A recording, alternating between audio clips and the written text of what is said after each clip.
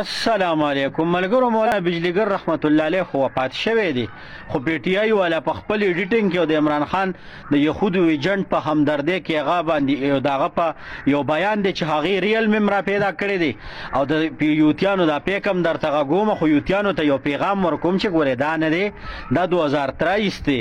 تاسو که به مخکې دروغ جوړول او عمران خان راته مظلومه جوړوي، نو کم از کم مولانا بجلیګر صاحب خو وفات دی، نو هغه به د کله نه تاسو را ژوندې کو. نو راځئ د یوتیانو د دروغو د ایډیټ شوي کلیپ هم واورئ او بیا چې دی چې څه حقیقت دی نو هغه هم در باندې اورمه. عمران باندې دا الزامي چې ملک ورانوي نو بیا جیل کې څلا چې پانسي کا که دا الزامي چې د اسلام غدار دی نو بیا جیل کې څه کوي؟ پانسي کوي چې کار اخلاص شي. او که په دې ملک قرآن او د حدیث نظام راوستل غواړي او تاسو ته وایي چې زبانی جمع خرچونه مه کوئ، نو دا اواز خو د ټول پاکستان د مسلمانانو دی، نو ټول پاکستان د مسلمانانو سره به څه چل کوي؟ خو دا واورئ، دا خو جیل کې دی چې په کوړی کې دی او سل ځایه کې مه کوئ. انشاءالله په پاکستان کې به د هر رنګ د منصور غوندې په پاکستان کې د شرعي نظام راوستو اواز.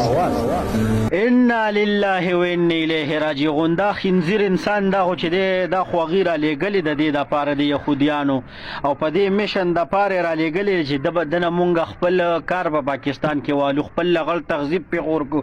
دی او اسلام منه ای یهودیانو د خدای نه ویرېږئ. د دې شکل کې تاسو ته اسلام ښکاري د عمران خان د دې لغړ بغړ دله خو چې دی قسم مې د په خدای وي که بغدادي سپارم ولا ورځي، دله د قرآن مجید سبق نه ورځي. مخکې ورځو کې چې دی نو علي محمد خان چې ته قرآن ته ناستو د هغه په سر باندې تاسو د عمران خان سر ور ولګو، پوه شولې؟ نو دله قرآن ورځي، خدای هم تباه و برباد کا. دله مونځ نه ورځي، دا راغلی هم دی دپاره دی چې په پاکستان کې د اسلام خلاف راغلی دی. او تاسو چې دی د مولانا بجلیګر صاحب چې د فضل الرحمن مولانا صاحب د مرد مجاهد د مرد قلندر په حق کې دا بیان مولانا بجلیګر صاحب ورکړو، هغه ټیم کې چې کله مولانا فضل الرحمن صاحب د ډیرو په جیل کې واچو، تاسو هغه بیان را واغشتو په دغه یهودو په ایجنټ دغه د کوپارو په پرکټیم ورپېټ که خنزیرانو ایډیټینګ کوئ. خدا 2023 دی، راشئ ریل وورئ یوتیانو. زه ستاسو ریل پاپا یم، زه به تاسو پسې ریل خبرې روباسم. ریل وورئ چې ریل کې مولانا بجلیګر صاحب څوک یاد کړی دی. خلق ځنګل د زمرو نه خالی نه. مفتی محمود یو زمری او په دې پاکستان او کاغه مړ شو انشاءالله زوی زمری دی. زوی کم کفر کړی دی چې هغه نن د ډیرو په جیل کې پروت.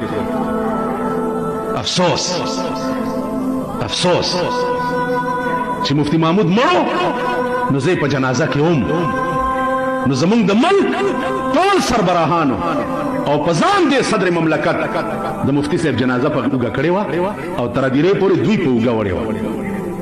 د مینې تقاضا دا ده چې د پلار سره دې دومره مینه وه چې جنازه دې په اوږه کوله او زوی دې چې دی په سی کلاس کې اچولی دی د لپنګانو سره. خیر څه د انصاف په سترګو خو تا ته هم کته پکار.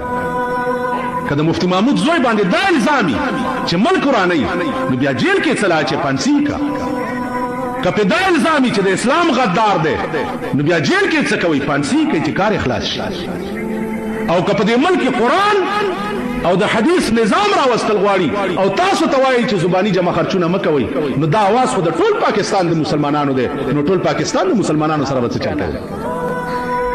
خو دا واورئ چې د مفتی زوی د مفتی محمود زوی دی، دا خو جیل کې دی چې په کوړی کې دی او سل ځایه کې مه کوئ. انشاءالله په پاکستان کې به د هر رنګ د منصور غوندې په پاکستان کې د شرعي نظام راوستو اواز. ملګرو د مولانا بجلیګر صاحب په اواز کې چې کوم ایډیټینګ کړو نو هغه ریل خو مو ته پیدا کړو، خو ستاسو هم چې دی لږ کوشش وکړئ د ویډیو دومره شیر کړئ دومره شیر کړئ چې دغه د یهودو ایجنټانو ته دغه بې غیرته یهودیانو ته یې ورورسوئ چې عمران خان د یهودیانو سپی دی او په پاکستان یې راخوشي کړی دی. او دا بیان دا د مولانا فضل الرحمن صاحب په حق کې مولانا بجلیګر صاحب کړی دی. د عمران خان په حق کې چې کم بیان کړی دی انشاءالله سبانې ویډیو کې به درته راکخیري هغه بیان هم شریکوم او دا ویډیو د سره ډیره شیر کې او دغه یوتیانو ته وایي چې ستاسو د دروغو پروپاګاندا ستاسو په مخې در ټوکړی توف لعنت شه د باندې یوتیانو.